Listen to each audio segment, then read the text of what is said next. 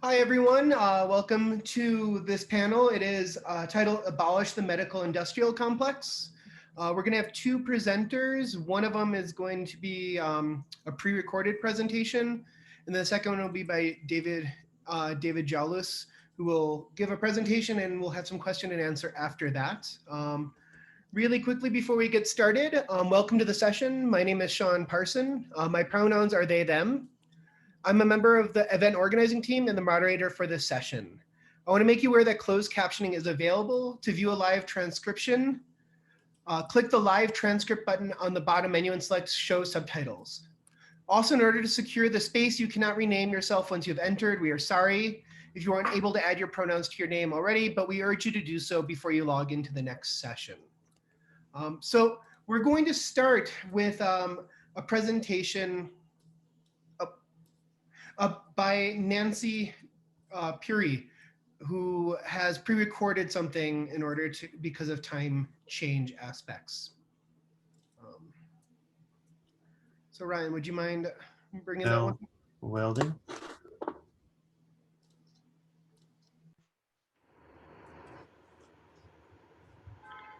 Thank you, Chair, and thank you, Organizing Committee, for giving me the greatest opportunity to present the paper. The title of my paper is Impact of COVID-19 on Bangladeshi Migrant Workers in India. My name is Nancy Puri. I am a research scholar from Amity Institute of International Studies, Amity University, India. So now I'm moving on to the first slide, which is discussing about the introduction. So in the introduction one, migrants from Bangladesh, including migrant workers as well as students and researchers, are working for on various countries and many other regions. Currently, there are around 13 million Bangladeshi workers working abroad, particularly in India. These workers make a significant contribution to the development of Bangladesh as they send approximately US 15 billion as remittance into the country's economy every year. This inbound remittance has contributed to the rise in the record forex reserve of the country to the US 36.14 billion end of the financial year, that is from 2019 to 2020. It plays a huge role in strengthening the foreign reserve of Bangladesh as well as keeps the nation's economy dynamic and supports mega infrastructure projects such as the Padma Bridge. Migrant workers from Bangladesh and their dependents are facing various economic and social hardship under the COVID-19 situation. Understanding this hardship is vital for Bangladesh to develop effective strategies to lessen these impacts. Therefore, by capturing the economic and social impacts of COVID-19 on migrant workers, a few policy interventions are recommended as strategies to overcome the problem. Now, if I discuss here what is the aim and objectives of my paper is the paper analyzes about the Bangladeshi migrant workers that have been affected by the COVID-19 pandemic in India and will also discusses about the recommendation to prevent the effects of COVID-19 on migrant workers. Now, what I have founded during my research work that in the current pandemic era, Bangladeshi migrant workers, especially in India, are facing adverse impacts such as unemployment, short working hours, isolation, poor quality of living, social discrimination, and mental pressures, while their dependents at home are facing financial crisis due to the limited or reduced cash flow from their working relatives. A significant number of migrant workers have been sent back to Bangladesh, and many are in constant fear of being sent back due to the impacts of COVID-19 in their host countries. Thus, COVID-19 intensifies numerous socio-economic impacts such as joblessness, consumption of reserve funds by family members, and shrinking of the country's remittance inflow. In this situation, the most urgent and important need is to give financial security and social safety to the workers who have returned to Bangladesh. Apart from diplomatic endeavors to maintain the status quo of policy, the government of Bangladesh needs to provide financial support to these workers. Regarding the methodology, A detailed and related review of literature of the previous work has been collected in order to extract the information about the vulnerable conditions of Bangladeshi migrant workers in India amid COVID-19 pandemic. Now, the other slide which is discussing about the impact of economy on the migrant workers. Remittance sent home by migrant workers is one of the main pillars of the economy of Bangladesh, contributing 12% in GDP and generating 9% employment of the total active workforce of Bangladesh. Remittance is continuously flowing into the country's economy every year, as it has been described in detail in my research paper as well. Overseas employment contributes significantly to easing Bangladesh employment market as the outflow of migrant workers that is increases from 22% annually. According to the data, each year around 7 lakh Bangladeshi migrant workers go abroad for jobs.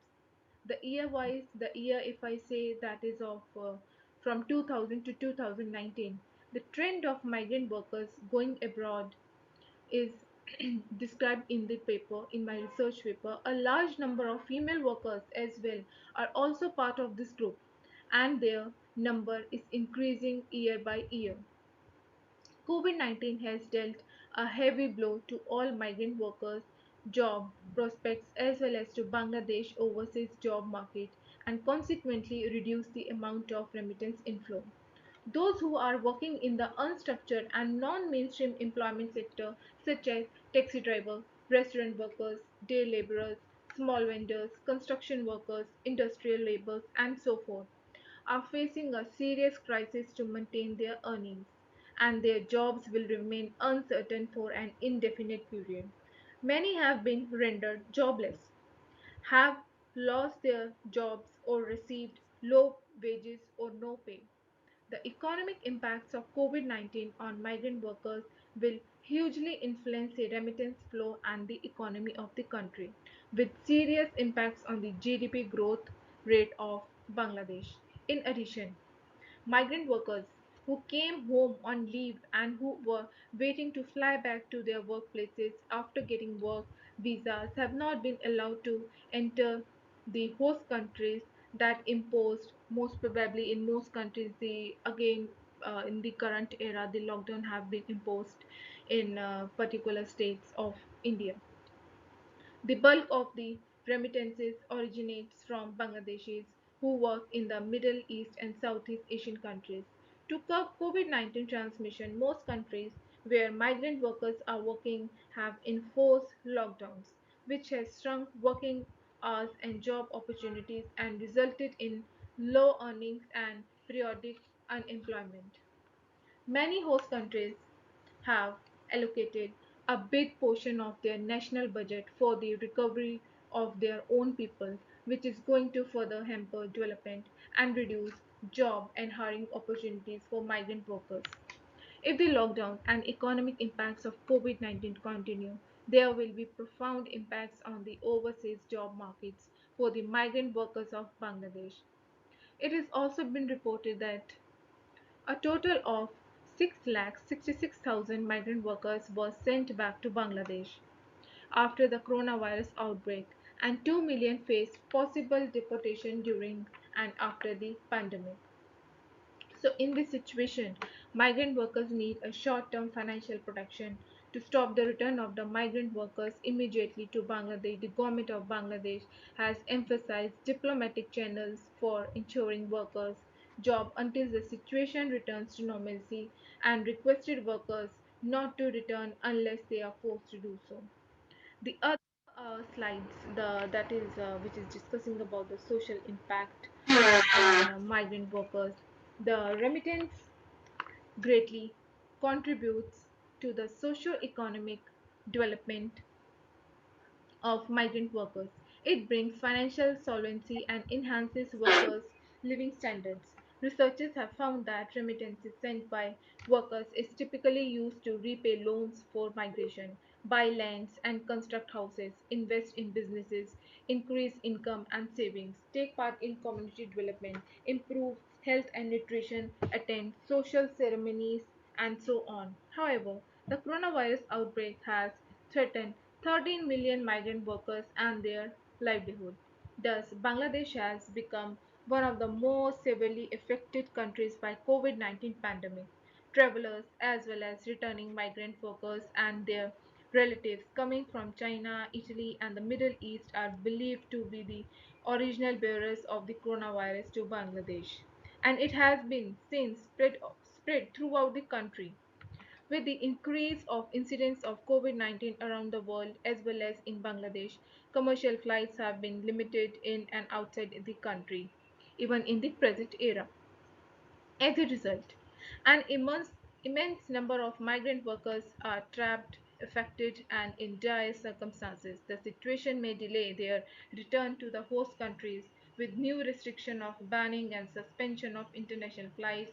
The recent restrictions of entry to European countries, including Italy, has led to not only financial loss but also social discrimination at home and abroad. Restrictions categorically imposed on Bangladeshis have tarnished the image of the country and 13 million expatriates across the globe. These restrictions also intensify the psychological stress of migrant workers and their family members due to their uncertain futures. Among those who have been allowed to remain in their host countries, many migrant workers are quarantined in shabby living places, mentally disturbed because of concerns about their jobs and families at home, and worried about being sent back to Bangladesh.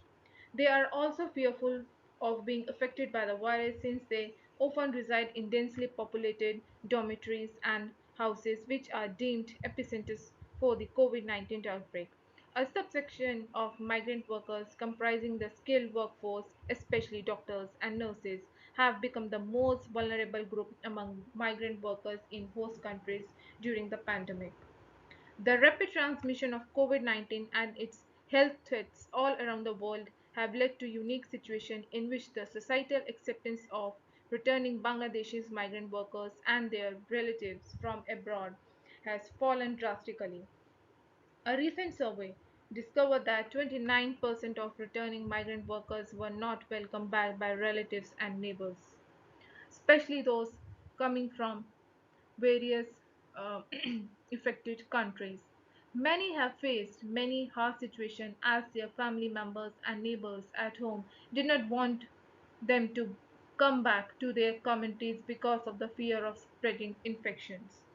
There's a chance of an economic recession all around the world due to the impact of COVID-19, which may keep Bangladeshi migrant workers from getting jobs and maintaining employment abroad, regardless of whether they have been work visas or work contracts. In addition, the remittance sent home by migrant workers plays a key role in ensuring the livelihood of about 13 million of their dependents. Now I'm moving on to the next slide.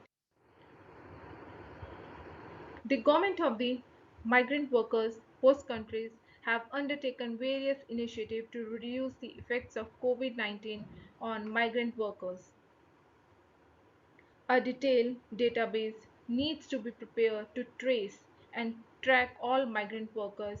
All exit and entry records may be mandatorily included. Illegal migration should also be stopped following various administrative and legal measures. Trained and professional personnel in Bangladesh Foreign Mission should be appointed so that they can handle migrant workers' problem with care. Migrants workers from South Asian nations working abroad are probably the greatest victims of the economic effects of the pandemic. Therefore, a holistic and aggregated South Asian platform can likewise be used to address these impacts on migrant workers. In particular, the existence Colombo process, Colombo process and Abu Dhabi dialogue should take the initiative to propose holistic measures in response to the adverse impacts on migrant workers from all South Asian nations. Above all, Bangladesh. must utilize its diplomatic efforts and other networks to secure migrant workers' jobs as well as their health and social life in host countries. Bangladesh has no other option than to continue the inflow and surge of overseas employees to maintain its remittance flow if it wants a flourishing economy. Immediate actions are required to support migrant workers home and abroad, socially and financially.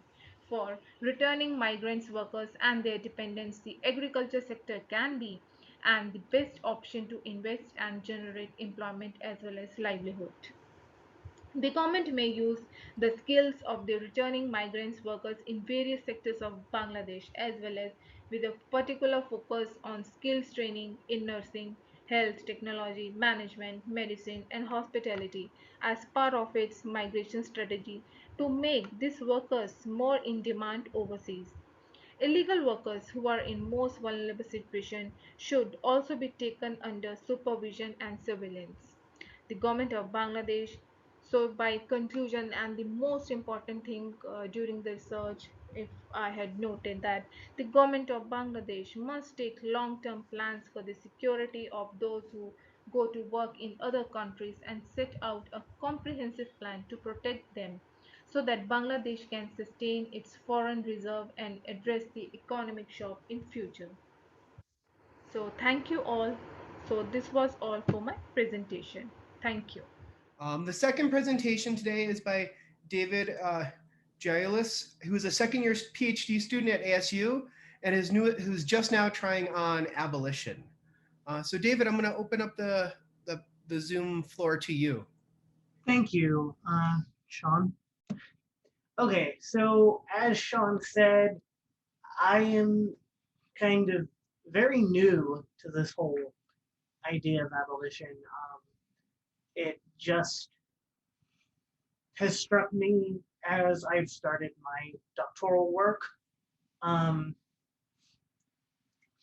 so this presentation kind of explains my roots in the work or the philosophies that I think are most appealing to me. And so I will, I want to start us with a piece of a song or the whole thing by the great Bob Dylan. So let's hope that this works. So I'll stop it there in the interest of time. Oh shoot! Wait, what the? Did I just unshare my screen? No, we can still see it. I don't see my presentation though. Oh.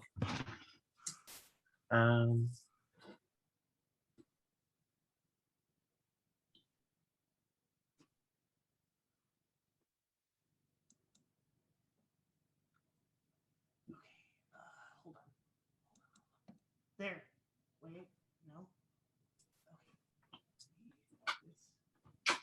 This needs to close out. What? Crud.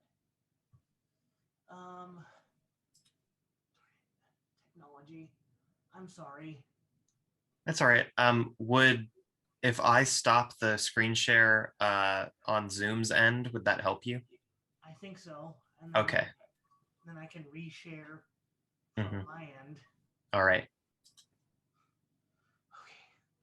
Okay. I Did you also stop the recording until things are ready? Yeah.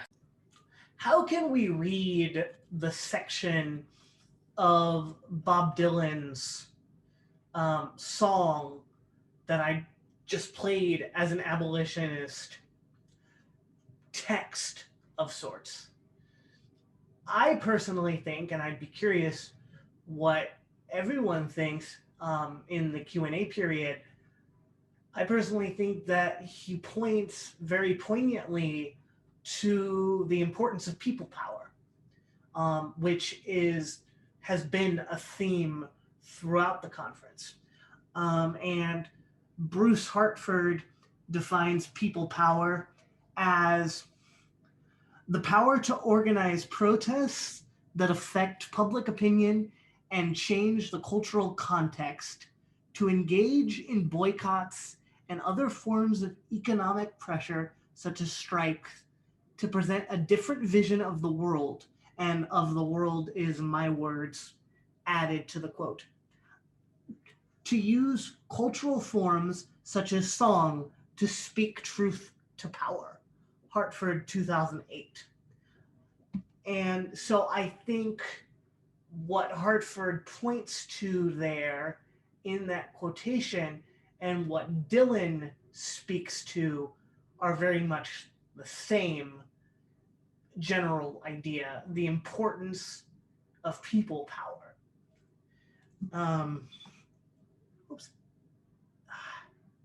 And I just skipped over it because I accidentally hit the wrong button.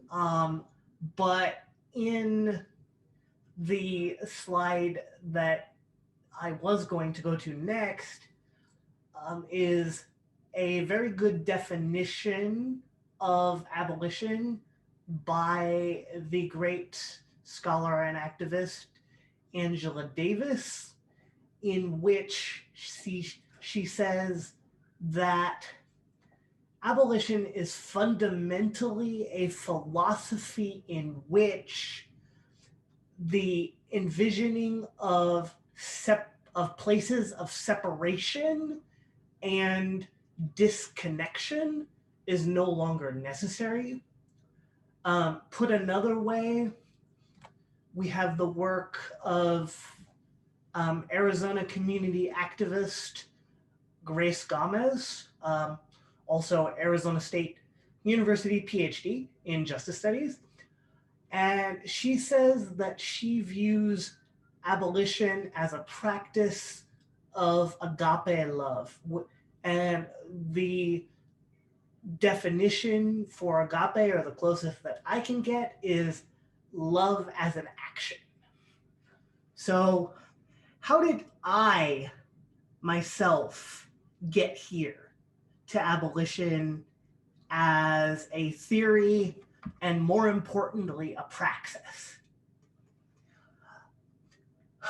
I view abolition as fundamentally a movement to treat all people, regardless of difference, as fully human.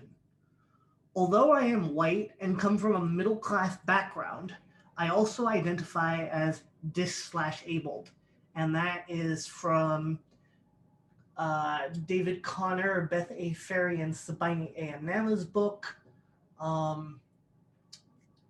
related to dis/ability. It is in my references. It is from 2016. And I include this brief anecdote. My whole high school career was supervised by a federal judge simply due to my condition. And the only reason I include that is to say that the courts are limited in bringing about social change, because the courts can render decisions, but they cannot ultimately bring about lasting social change, the kind of social change that abolition as a philosophy is built upon. And we see this in a macro level example with one of the most famous, if not the most famous, school desegregation cases, Brown versus Board of Education of Topeka, 1954 to 1955. I'm going to play a bit of the audio from this video. Hopefully it works. 65 years ago today, the Supreme Court issued a unanimous opinion in the landmark school segregation case, Brown v.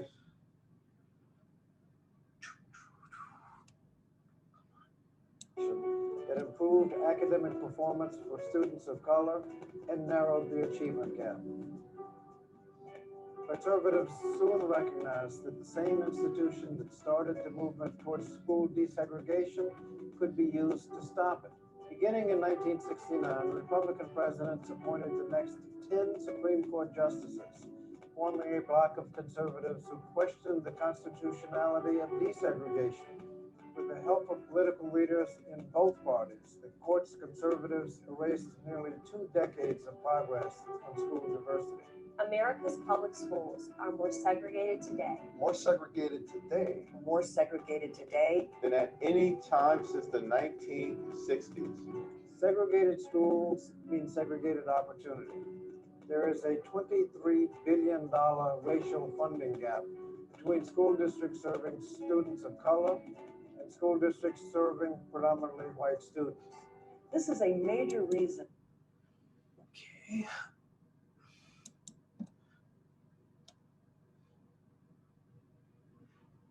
So as they just said, there is a significant funding gap between predominantly minority serving schools and predominantly schools that serve white students. This is largely, and the video touches upon this briefly, due to the conservative nature of the Supreme Court.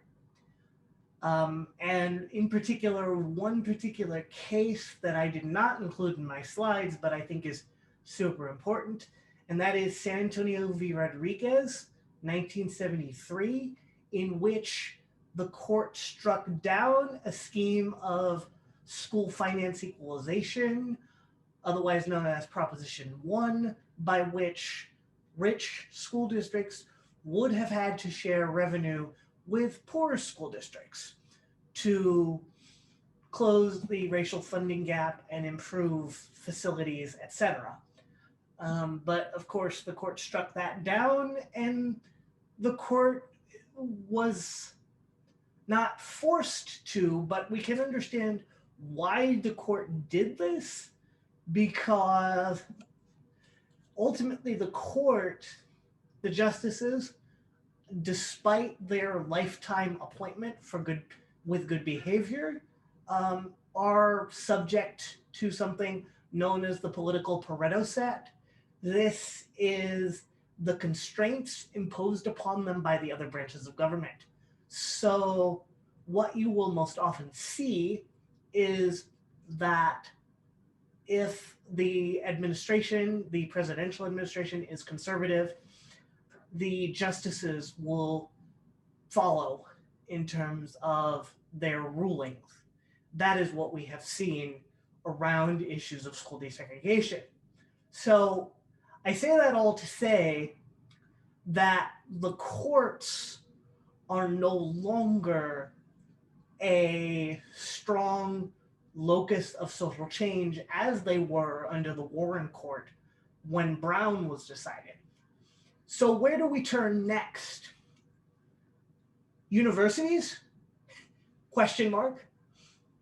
Well, no, because ASU, as a university in and of itself,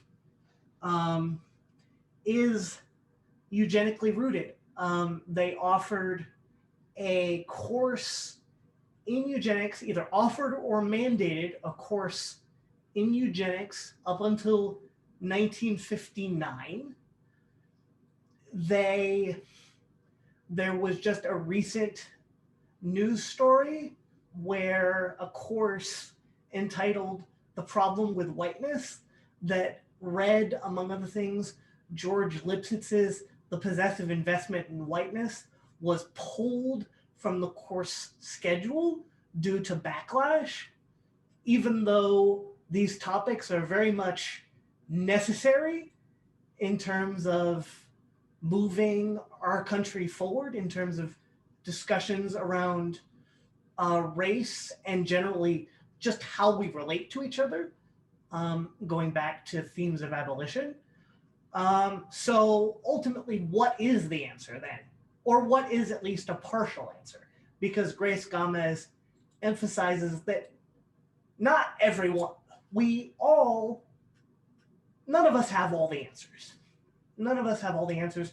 We all have partial answers, and we need to work together.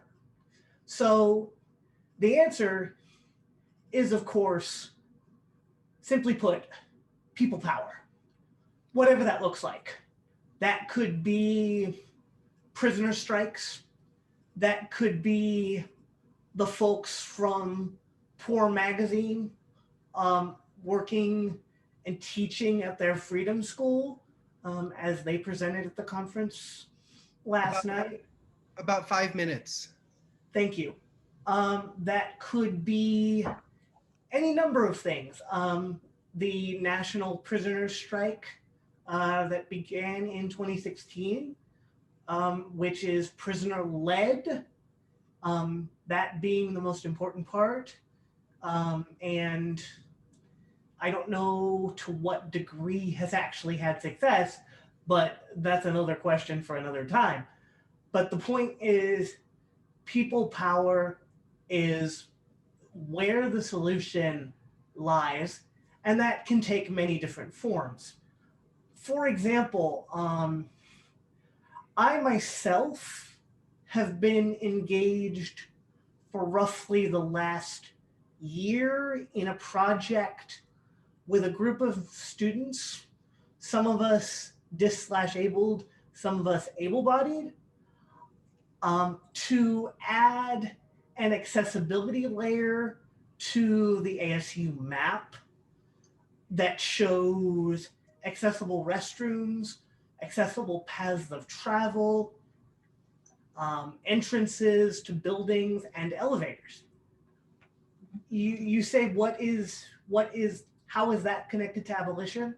It's what Layat Ben Moshe, I would argue, it's what Layat Ben Moshe and other scholars have referred to as a non-reformist reform.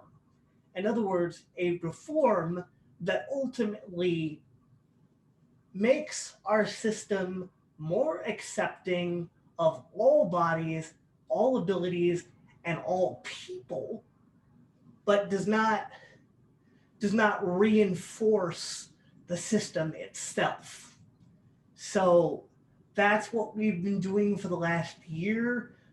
We are about to complete that physical work on all 4 of ASU's main campuses in the state of Arizona. If anyone would like more information on our project, please feel free to connect with me. So this is what I'm doing to further the goal of abolition and further the realization of all people's common humanity. I think that's the most important takeaway that I want us to have from my presentation, is that we are all commonly human and fully human. Be we incarcerated people or non-incarcerated people like myself, we are all fully human, and we are all deserve to be treated as such. And despite the fact that everything, especially with the global pandemic, is trying to disconnect us, the answer, as so many of the presenters at this conference have so beautifully said, is interconnectedness. Interconnectedness is the closest thing to an answer that I have, or that I believe really any of us have, in terms of creating the world and prefiguring the world that we want to eventually live in. So I will now open it up for questions. I apologize about the complete failure of the screen share. I swear it worked earlier twice, but technology. So I would welcome any questions you may have about anything, really. Great. Thank you so much, David. And let's open the floor to any questions. If you have any questions, please use the raise hand function and we can unmute you and you can ask your question. Or if you would like to, we'd much prefer asked questions, but if you would like, also please feel free to put a question into the chat as well. And can you do, What was that, David? can you do me a favor, Sean? Sure. Because I can't, something went weird on the screen sharing and I can't see Zoom anymore. So can you do me a favor and drop my email in the chat? Sure. Let me go get it for you. It's D Jaulus, first initial last name, DJAULUS at asu.edu. Perfect. I have it in there. And yeah, does anyone have any questions for David or Nancy? If that... I guess I could start us off with a question. I wanted to ask if any of the presenters could engage with color consciousness, right? And sort of how that concept shapes their understanding of abolition specifically. So just so I understand, are you referring to, for example, the Du Boisian idea of double consciousness? Or how? Color consciousness. So so I'm speaking specifically from the Black African perspective and how that shapes abolition.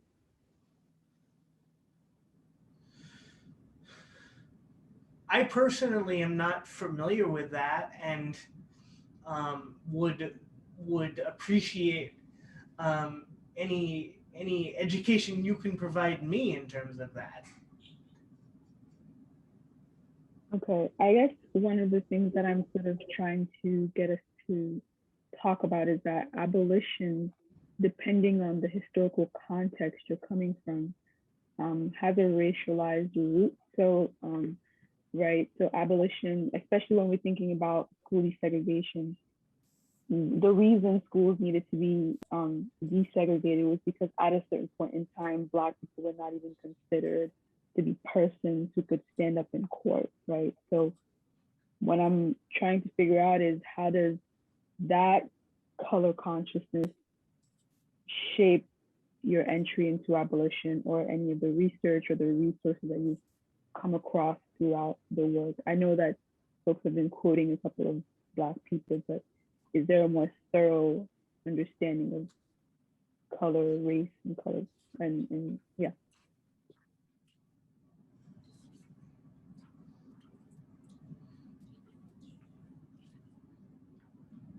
I must say for myself that is something that I continue to develop.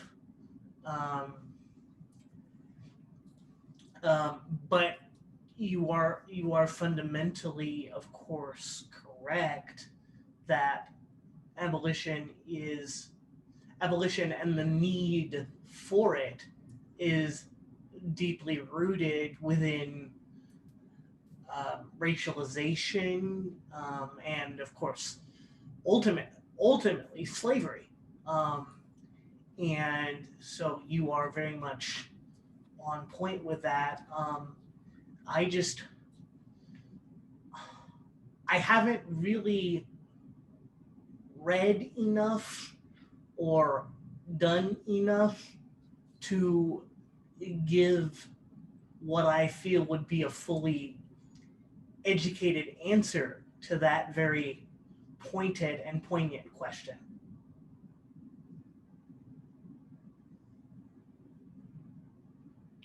All right.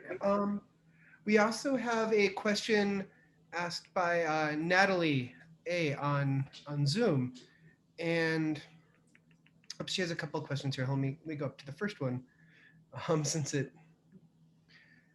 She is wondering if David, if you can explain more about the role of the Pareto effect in justice and governance, and how it leads to corruption. How it leads to how it leads to corruption. That's an interesting idea. I hadn't even thought about that. Well, the Pareto set fundamentally comes from the idea that all legislators, etc., fundamentally seek re-election. The Supreme Court justices, not so much because they have lifetime appointments, obviously, but legislators fundamentally seek re-election. And so when you are driven by aims that are electorally fueled and power fueled, obviously, that can fundamentally lead to corruption, I guess, in some ways. The Pareto set is more applied, however, to the Supreme Court and the justices of that branch, who are sometimes viewed as above politics because of their lifetime appointments and their placement. But the point that Bailey and Maltzman, the authors of the book from which the concept of Pareto set comes, which is called the constrained court, is that the justices are not unconstrained policymakers. They are in fact very much constrained and must respond to the imperatives placed upon them by the other branches of government, which is why we see a backpedaling in relation to issues around school desegregation. As it pointed out in the video, the conservative presidents, starting in 1969, appointed the next 10 Supreme Court justices. Now, that is not to say that all decisions those justices made on all issues were conservative, but they were likely to be more conservative on issues around civil rights because they were conservative themselves, and the presidents who appointed them were likewise conservative. So I think that hopefully answers the question. Thank you. That's a great question. Great. Next person we have is Anna M, and they're going to ask a question verbally. So I'm going to unmute you right now, Anna. Can everyone hear me? Yes. I can hear you, yeah. Yeah. Okay, perfect. Yeah, thank you for your presentation. I was struck at the end when you were discussing access work that you were doing at your university. And I think something I struggle with as a student and an organizer, like within an institution, is how to balance what kind of access or care work is necessary with to help students of color and disabled students kind of get through the system and get representation in their student unions and proper support, but also acknowledging that transformative justice practices don't happen within institutions, which I guess is the whole point. And how do you balance that in transformative justice work when the institution should usually not be included in a process like that? That is a great question and the $1 million question of the day, isn't it? Frankly, I don't balance it very well. I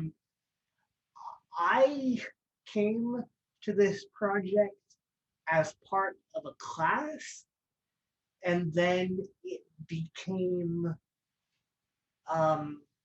more of a bond between me and my 5 other peers, and frankly, kind of therapeutic to help me through a very, very rough personal time, which has nothing to do with the topic of tonight's presentation, so I won't go into it. But basically, this project serves as not only important work that I've come recently, I mean, in the last few weeks, to conceive of as a non-reformist reform, but also as a form of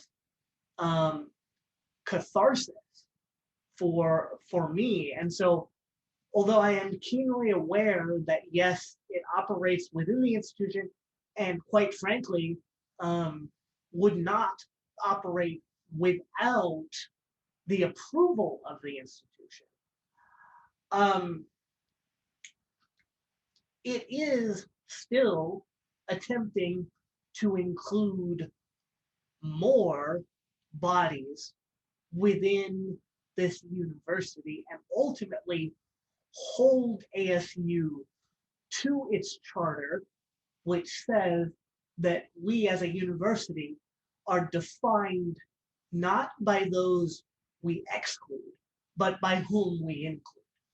And so I and my fellow group of collaborators / co-conspirators are attempting to hold ASU to those words and make them more than just pretty words.